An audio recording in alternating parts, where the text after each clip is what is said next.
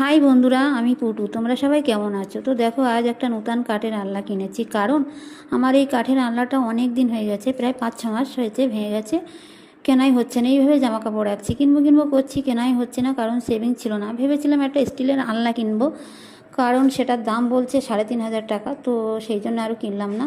নিয়ে এসছে একটা কাঠের আলনা, এটা নিয়েছে 1200 টাকা।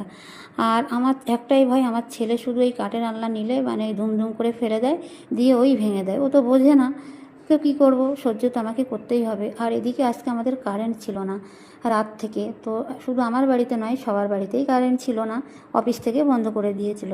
আর সেই 11টা থেকে, রাত 11টা থেকে বন্ধ ছিল, ভোর 4টের দিকে কারেন্ট এসছে। আর ঘুম তো ভালো হয়নি, তবু তো কাজ তো করতে হবে। তো তার জন্য দেখো, সকালে উঠে সব কিছু গুছিয়ে নিয়েছি। আর এদিকে ছেলেও উঠেছে, ছেলেকেও খাইয়ে দিচ্ছি। আর আমার ছেলে তো বোঝে না, খাওয়াতে গেলেও খুব সমস্যা। তো তবুও খাওয়াতে তো হবে। তো যা হোক করে খাইয়ে টাইয়ে দিয়েছি। তারপরে দুপুরের জন্য এদিকে মানে কুটে নিচ্ছি পুঁইশাকটা দিয়েছি আমার বান্ধবীর বোন। আর এইদিকে বাজার থেকে নিয়ে এসেছে ছোটো ছোটো গুলে মাছ, ওগুলো কুটে নেব। আজকের রান্না হবে পুঁইশাক দিয়ে এই গুলে মাছ।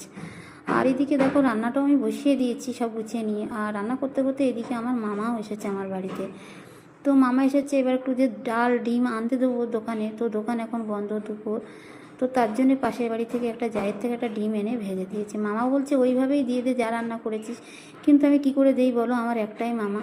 তো যাই হোক বন্ধুরা, ভিডিওটা আজকে এই পর্যন্ত। দেখা হবে পরের কোনো ভিডিওতে। ততক্ষণ সবাই ভালো থাকবে। আল্লাহ হাফেজ।